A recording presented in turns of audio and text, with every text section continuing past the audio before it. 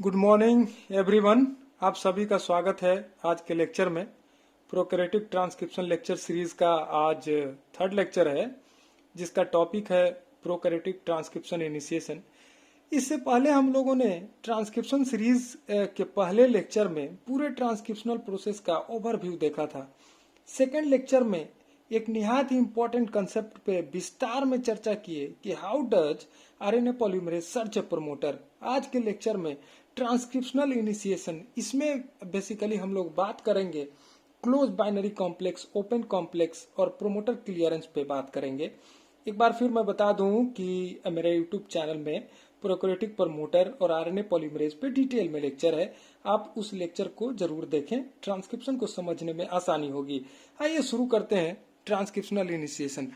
Transcriptional initiation को समझने के लिए पूरे ट्रांसक्रिप्शनल इनिशिएशन को हम लोग सब पार्ट में डिवाइड कर सकते हैं।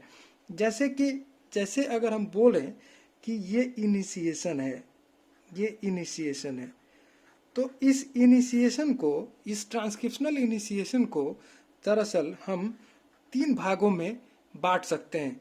सबसे पहला क्लोज्ड बाइनरी, इसको बोलते हैं क्लोज्ड बाइनरी प्रोमोटर कॉम्प्लेक्स। ठीक है, क्लोज्ड बाइनरी प्रोमोटर कॉम्प्लेक्स।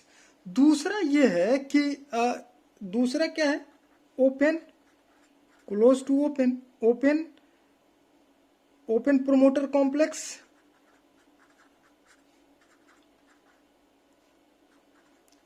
तीसरा प्रोमोटर क्लियरेंस, प्रोमोटर क्लियरेंस। यही तीन इनिशिएशन का सब डिवीजन है, close binary complex, open promoter complex और promoter clearance. Closed binary complex कहने का क्या मतलब हुआ? क्लोज बाइनरी कॉम्प्लेक्स बोलने का ये मतलब हुआ कि जैसे कि हमारा ये प्रोमोटर है, जैसे देखिए ये प्रोमोटर है, ठीक है, ये प्रोमोटर जिसमें ये हमारा इनिशिएटर साइट है, +1 से जिसको डिनोट करते हैं, +1 है। यहाँ पे डाउन स्ट्रीम जीन्स हैं। ये कौन सा जीन है? डाउन स्ट्रीम जीन है, जिस जीन का सिंथेसिस, जिस जीन का ट्रांसक्रिप्शन होना है, ठीक है, ये डाउन स्ट्रीम जीन्स। साथ ही साथ इस प्रोमोटर में -10 बॉक्स है, इसमें हम लोग पिछले क्लास में पढ़े, इसमें -35 बॉक्स है, -35 बॉक्स। इसमें यूपी एलिमेंट भी है, अपस्ट्रीम प्रोमोटर एलिमेंट, ठीक है। ये बेसिक प्रोमोटर का स्ट्रक्चर है, जिसमें इनिशिएटर है, -10 बॉक्स है, -35 बॉक्स है, यूपी एलिमेंट है। ये जानकारी हम लोग को है कि प्रोमोटर कभी भी अप स्ट्रीम की तरफ होगा। अप स्ट्रीम रीजन में prokaryotic promoter will be always towards up stream site, ठीक है। डाउन स्ट्रीम तरफ जो जीन, जिस जीन का ट्रांसक्रिप्शन होना है, वो डाउन स्ट्रीम जीन बोलते हैं, ठीक है। अब हम बात कर रहे हैं क्लोज बाइनरी प्रोमोटर कॉम्प्लेक्स का। इसका क्या मतलब हुआ? क्लोज बाइनरी प्रोमोटर कॉम्प्लेक्स का मतलब हुआ कि इस रीजन से हमारा ये आरएनए पॉलीमरेज, रफ आरएनएपी आके बाइंड किया, आरएनएपी। और ध्यान रहे इसमें सिग्मा एसोसिएटेड है, ये सिग्मा। जब आरएनए पॉलीमरेज की बात करते हैं तो आरएनए पॉलीमरेज का बात करते हैं मतलब अल्फा है, उसके अंदर 2 alpha, beta, beta prime, sigma और ओमेगा। सिग्मा अगर है तब, सिग्मा एसोसिएटेड है तब इसको होलो एंजाइम बोलते हैं, सिग्मा नहीं है तब इसको बोलते हैं कोर एंजाइम, ठीक है। आरएनए पॉलीमरेज के लेक्चर में ये डिटेल में हम लोगों ने बात किया हुआ है। देखिए ये एक और बात कि आरएनए पॉलीमरेज जब इस इंटैक्ट डबल स्टैंडर्ड डीएनए से बाइंड करता है, तो ये बेसिकली बाइंड करता है, कहाँ पे बाइंड करता है, किस रीजन में बाइंड करता है? ये दरअसल स्ट्रांगली बाइंड करता है -20 और +20 के बीच में। ये दोनों, हालांकि आरएनए पॉलीमरेज बाइंड कर सकता है लगभग +2 to -60 रीजन तक, लेकिन स्ट्रांगली बाइंड करता है -22 प्लस 20 रीजन से। ठीक है, अब ये RNA polymerase basically one face of DNA bind करता है। वन फेस ऑफ डीएनए बोलने का ये मतलब है कि सेंस और कोडिंग स्ट्रैंड से ये बाइंड करता है, not to the template strand. ये बात क्लियर होना चाहिए। ये बात हम लोग को कैसे पता चलता है कि ये कहाँ बाइंड करता है, कोई भी प्रोटीन डीएनए पे कहाँ बाइंड करता है, उसके लिए समझने के लिए एक बहुत सारा टेक्निक है। उसमें से एक टेक्निक है जिसको बोलते हैं DMs footprinting. DMs footprinting, dimethyl sulphate footprinting technique है, जिससे पता चलता है कि ये आरएनए पॉलीमरेज किस रीजन में, डीएनए के किस रीजन में बाइंड किया है। तो उससे पता ये चलता है कि ये प्रोमोटर रीजन में इस स्पेसिफिक साइट पे आके बाइंड किए हुए। ठीक है, अब देखिए, अब दरअसल ये है कि इसमें हम लोग ये समझ सकते हैं कि क्लोज बाइनरी कॉम्प्लेक्स से ओपन कॉम्प्लेक्स में कन्वर्ट करने के लिए क्या चाहिए। अब जैसे ये इसको थोड़ा डिटेल में अगर हम देखें कि इस आरएनए पॉलीमरेज के बाइंडिंग साइट को थोड़ा डिटेल में देखें, जैसे हम बोल रहे हैं कि सिग्मा जरूरी है, बिना सिग्मा का हम ट्रांसक्रिप्शन इनिशिएशन तो करा सकते हैं, क्योंकि कोर इंजाइम भी प्रोमोटर के साथ बाइंड कर सकता है, पर रैंडम बाइंडिंग होगी, स्पेसिफिक बाइंडिंग नहीं हो पाएगा। मतलब स्पेसिफिक बोलने का मतलब है कि -10 और -35 से बाइंड नहीं कर पाएगा, रैंडमली बाइंड करेगा ये आरएनए पॉलीमरेज। तो ये कैसे बाइंड करता है, सिग्मा का स्पेसिफिक रीजन हेल्प करता है इस रीजन बाइंड कराने में। जैसे अगर हम बोलें कि ये स्ट्रक्चर देखिए, ये जो हमारा अभी का स्ट्रक्चर था, देखिए ये स्ट्रक्चर है जिसमें हमारा ये -10 है, यहाँ पे -35 है, और ये रीजन यूपी का है, यूपी एलिमेंट है, अप स्ट्रीम प्रोमोटर एलिमेंट है।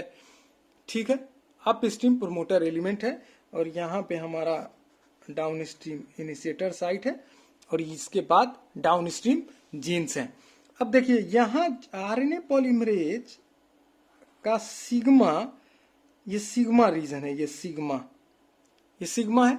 सिग्मा का सिग्मा नंबर रीजन सिग्मा 2 और सिग्मा 4, ये दो रीजन बड़ा इंपॉर्टेंट रीजन है, समझिए। सिग्मा 2 और sigma 4, sigma 2 interact with -10 box and sigma 4 interact with -35 box. और बाकी आरएनए पॉलीमरेज का जो सब यूनिट है, जिसमें हमारा बीटा प्राइम है, कैटालिटिक सब यूनिट है, बीटा है और अल्फा है। ठीक है, अल्फा बॉडी के अंदर, ये आरएनए पॉलीमरेज बॉडी के अंदर अल्फा एंटी-डी इंसर्टेड है, लेकिन सीटीडी बाहर है, एक लिंकर के हेल्प से, एक फ्लेक्सिबल लिंकर से ये सीटीडी, अल्फा सीटीडी, ये अल्फा सीटीडी है।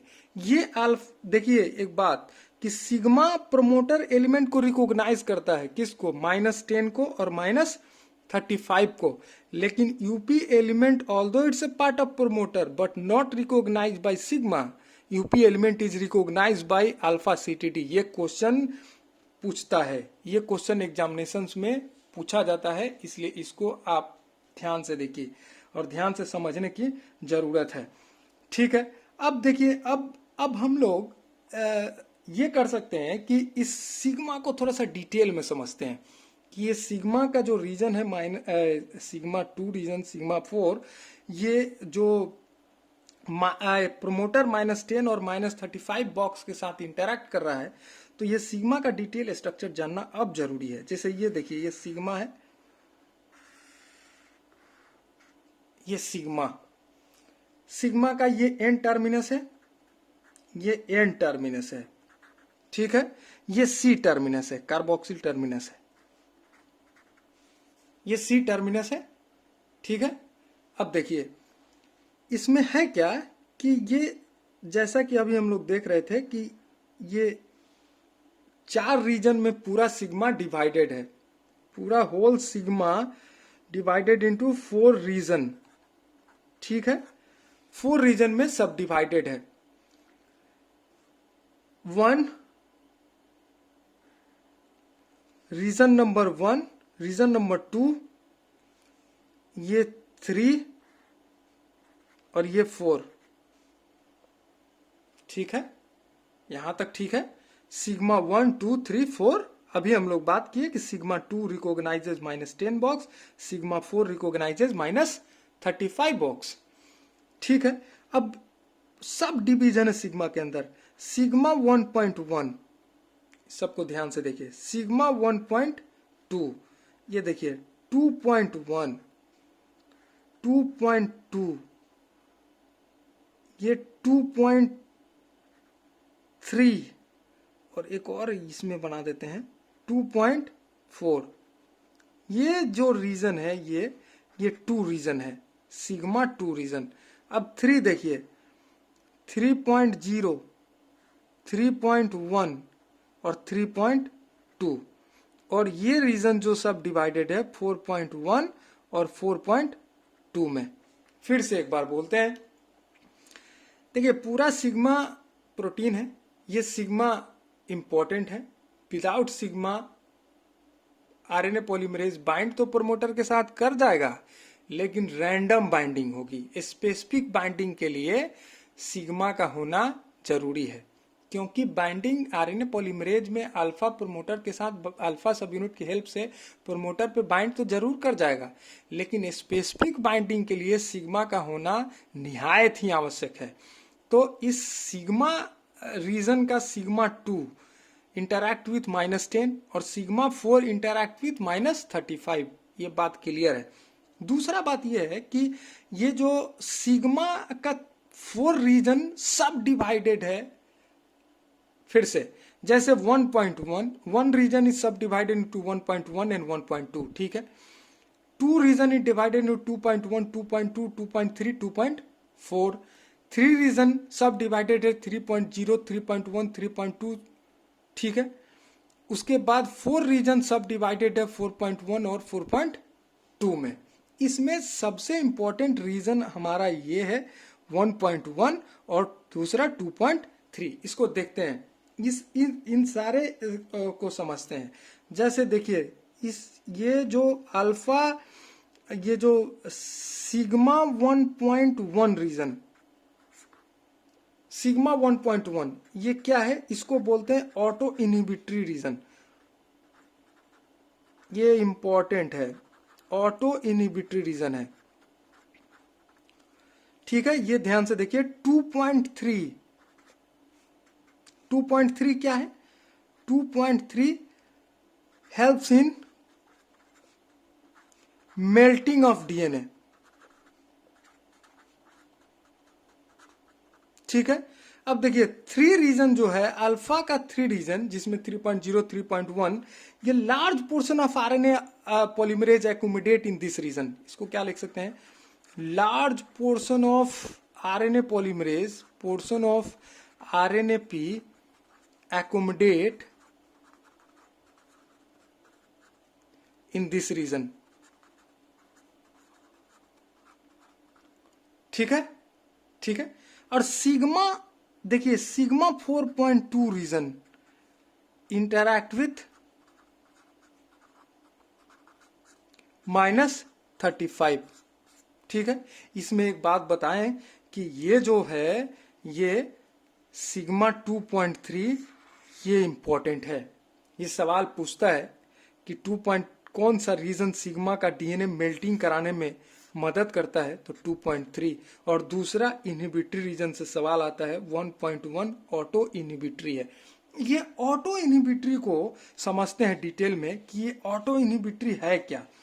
जैसे जब कोर, इसको ऐसे समझ सकते हैं कि ऑटो इनहिबिटरी को कैसे समझेंगे कि जैसे सिग्मा इनएक्टिव स्टेट में अगर है, सिग्मा का 2 स्टेट हो सकता है, 2 स्टेट हो सकता है, एक्टिव और इनएक्टिव। एक्टिव मतलब कि ये कोर एंजाइम के साथ बाइंड किए हुए है और प्रोमोटर पे जाके बाइंड कराने में मदद कर रहा है आरएनए पॉलीमरेज को। इनएक्टिव मतलब कि ये कोर एंजाइम के साथ इंटरैक्ट नहीं कर रहा है। तो इसका स्ट्रक्चर अगर हम देखेंगे सिग्मा का, देखिए सिग्मा का स्ट्रक्चर देखते हैं, सिग्मा का स्ट्रक्चर समझना जरूरी है। देखिए सिग्मा का स्ट्रक्चर बनाते हैं। ये कंडीशन नंबर 1 है इनएक्टिव में, इनएक्टिव सिग्मा की बात कर रहे हैं, इनएक्टिव सिग्मा, जिसमें देखिए ये जो हमारा रीजन है ये सी टर्मिनस है इसका, और ये एन टर्मिनस है, ठीक है, एन टर्मिनस। इसमें देखिए इसमें 2 डोमेन होता है यहां, इसको बोलते हैं हम लोग डीबीडी, मतलब DNA binding domain, DNA binding domain, ये डीएनए बाइंडिंग डोमेन है। ये डीएनए प्रमोटर के डीएनए के साथ ये बाइंड कराने में सिग्मा जो बाइंड होता है इसी डोमेन के थ्रू इंटरैक्ट करता है। अब देखिए इनएक्टिव स्टेट के साथ ये एन टर्मिनस के पास जो हमारा 1.1 रीजन था ये इसके साथ इनएक्टिव स्टेट में बाइंड किए हुए रहता है, मतलब ये तब ऑटो इनहिबिटरी रोल प्ले कर रहा है। मतलब इस डीएनए बाइंडिंग डोमेन को ये बाइंड करके रखे हुआ है, फ्री नहीं है ये डीएनए बाइंडिंग डोमेन, ताकि ये डोमेन जाके इंटरैक्ट प्रोमोटर के साथ कर सके, ये फ्री नहीं है, तब ये इनएक्टिव स्टेट है। अब जब एक्टिव होगा, एक्टिव होने के लिए इसके अंदर कन्फॉर्मेशनल चेंज होगा, conformational change in sigma. Conformational change क्या होगा, जैसे देखिए कन्फॉर्मेशनल चेंज ये होगा कि ये कन्फॉर्मेशनल चेंज क्या है, ये सी टर्मिनस है, ये एन टर्मिनस है, ये क्या हो गया, देखिए यहां पे जो हमारा कन्फॉर्मेशनल स्ट्रक्चरल चेंज इसके अंदर कैसे आएगा, ये जो हमारा डीबीडी है डीएनए बाइंडिंग डोमेन, ये क्या करेगा, ये शिफ्ट करेगा अवे, कितना एंगस्ट्रम शिफ्ट करता है, ये 60 angstrom DNA, 2 DNA binding domain shift अपार्ट्स, कितना 60 एंगस्ट्रम। साथ ही साथ ये जो एन टर्मिनस का 1.1 रीजन था, ये जो डीबीडी के साथ इंटरैक्ट किया हुआ था इन केस ऑफ इनएक्टिव, जैसे एक्टिव स्टेट में हुआ तो ये क्या हो गया कि ये 15 एंगस्ट्रॉम लगभग डीबीडी से अवे तरफ शिफ्ट करता है। मतलब क्या लिखेंगे, स्विंग्स अवे, ये शिफ्ट कर गया 15 एंगस्ट्रॉम ये डीबीडी से, और इस तरह से अब ये एक्टिव है। अब ये कोर प्रमोटर के साथ, कोर आरएनए पॉलीमरेज के साथ जाके बाइंड कर सकता है, और बाइंड करने के बाद ये हमारा बाइनरी कॉम्प्लेक्स क्रिएट कर सकता है। लेकिन ये तो बात हुआ सिग्मा एक्टिवेशन और इनएक्टिवेशन का। अब conversion of binary complex to open complex कैसे होगा ये समझते हैं। Conversion of binary complex into open complex, ये समझना जरूरी है। Conversion of binary complex into open complex, इसको कैसे समझेंगे। देखिए ये क्या है कि जैसा कि अभी हम लोग देखें कि ये हमारा इनिशिएटर साइट है, ये -10 बॉक्स है, ये -35 बॉक्स है, और ये है यूपी एलिमेंट है। यहाँ पे हमारा सिग्मा है, इसका सिग्मा रीजन 4 और सिग्मा 2 इंटरैक्ट किया, साथ ही साथ हमारा इसमें बीटा प्राइम, बीटा और अल्फा ये यूपी एलिमेंट के साथ इंटरैक्ट किया। ये जब इंटरैक्ट किया तब इसको हम लोग, जैसे आरएनए पॉलीमरेज प्रमोटर के साथ बाइंड कर गया, इसको हम लोग बाइनरी कॉम्प्लेक्स बोलते हैं। बाइनरी कॉम्प्लेक्स, याद रहे कि RNA polymerase binds to one face of DNA, एक ही फेस डीएनए के साथ बाइंड करता है। मतलब 5 प्राइम 3 प्राइम जो ये कोडिंग स्ट्रैंड है या सेंस स्ट्रैंड, कोडिंग स्टैंड या सेंस स्टैंड, इसी स्टैंड के साथ ये बेसिकली इंटरैक्ट करता है। RNA polymerase doesn't interact directly with template stand, ये बात आपको पता होना चाहिए। अब हम लोग का क्या है कि कन्वर्जन कैसे होगा, conversion binary complex to open complex. इसका क्या मतलब हुआ, binary complex to open complex मतलब ये जो डीएनए में ऐसा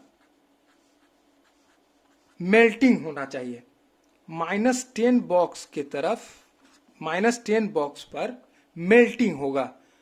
मतलब यही मेल्टिंग क्यों होता है, क्योंकि इस रीजन में पता है TA रिच रीजन है, वीक हाइड्रोजन बॉन्ड है जिसको आसानी से ब्रेक किया जा सकता है।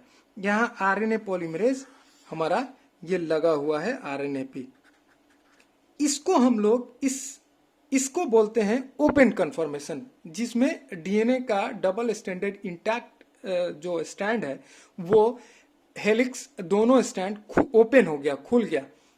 मतलब ये दोनों बेस के बीच में जो कंप्लीमेंट्री बेसेस के बीच में जो हाइड्रोजन बॉन्ड है वो ब्रेक कर गया, तब हम इसको बोलते हैं ओपन कन्फर्मेशन। लेकिन इस कन्फर्मेशन के लिए सिग्मा कैसे रिस्पॉन्सिबल है, इसको समझना जरूरी है। सिग्मा कैसे रिस्पॉन्सिबल है, इस बात को समझने के लिए हम लोग ऐसे समझ सकते हैं कि ये जो हमारा सिग्मा है, ये सिग्मा का स्ट्रक्चर समझते हैं। स्ट्रक्चर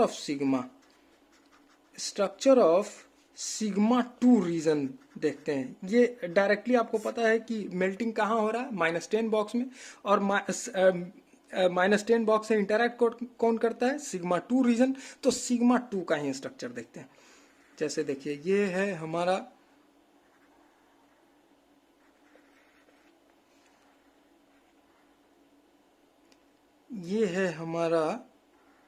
सिग्मा 2 की बात कर रहे हैं। इस सिग्मा 2 में ये पॉकेट है, ये भी पॉकेट है। मतलब सिग्मा 2 रीजन में 2 पॉकेट है, ठीक है, 2 पॉकेट है। यहां पे ये पायर्स है, ये बेसिकली इंसर्ट होता है बेस के बीच में ताकि बॉन्ड को वीक किया जाए, हाइड्रोजन बॉन्ड को। ये पायर्स है इसके पास। अब देखिए यहां -10 रीजन में से ये बाइंड किया है सिग्मा 2, जैसा कि हम लोग जानते हैं। ये देखिए इस पॉकेट के सामने वाला जो रीजन है, यहां पे देखिए, यहां क्या है, T, इसको ऐसे लिख सकते हैं, यहां T है -10 में, TA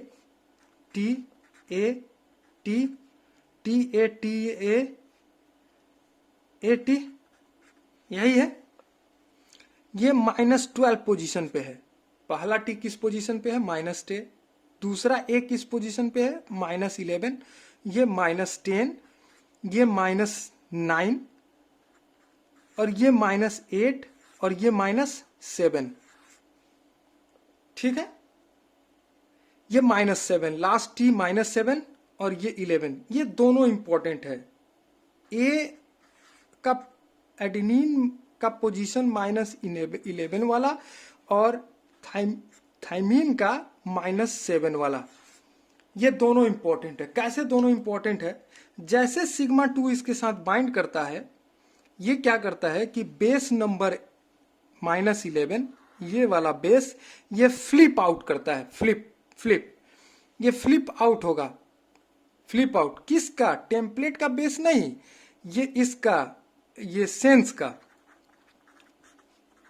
या कोडिंग का, इसका बेस, इसके बेस में क्या है, एडेनिन। ये फ्लिप आउट होगा और ये पॉकेट के साथ जाके बाइंड करेगा। मतलब -11 पे जो एडेनिन है वो जाके इसके पॉकेट के साथ बाइंड कर गया। ये -7 पे जो थाइमीन है ये इस पॉकेट के साथ बाइंड कर गया। और इस तरह से ये बाइंडिंग एनर्जी बेसिकली, जैसे इसको एटीपी एनर्जी नहीं चाहिए for the hydrolysis of this basis. ये हाइड्रोजन बॉन्ड ब्रेक करने के लिए यूकैरियोट्स के केस में एनर्जी जरूर चाहिए होता है। मतलब the conversion of binary complex into open complex, इसको आइसोमराइजेशन बोलते हैं।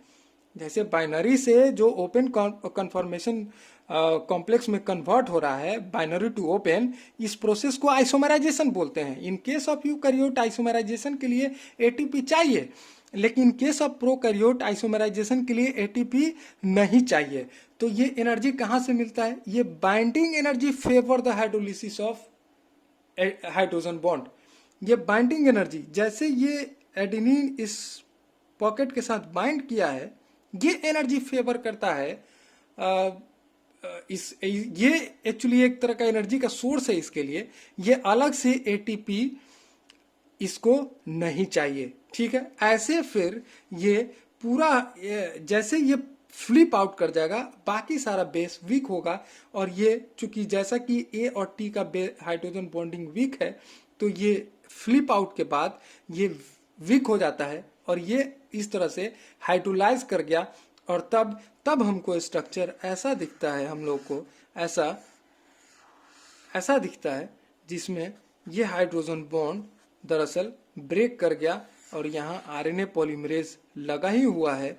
इस ट्रांजिशन को from binary to open isomerisation बोलते हैं। क्या बोलते हैं? आइसोमेराइजेशन।